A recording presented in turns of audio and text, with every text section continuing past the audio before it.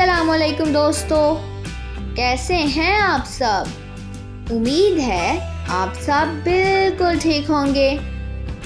तो दोस्तों, आज हम हर्फ आइन की स्टेम सीखेंगे।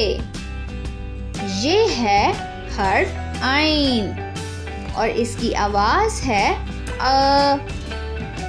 ये हरूफ तहज्जी का 25वां हर्फ है। दोस्तों, आज हम 5 मज़ेदार चीज़ें सीखने वाले हैं।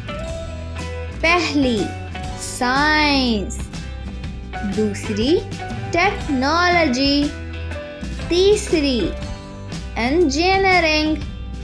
चौथी, आर्ट। और 5वीं, मैथमेटिक्स।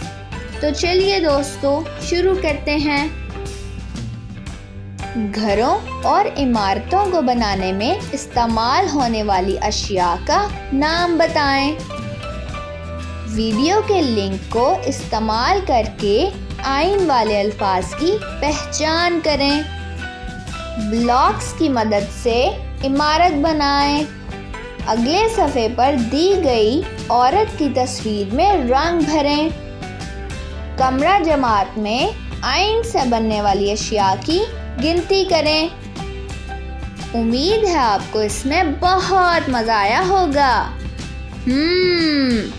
तो दोस्तों, आप सब अपना बहुत सा ख्याल रखिएगा। फिर मिलेंगे, तब तक के लिए खुदा हाफिज।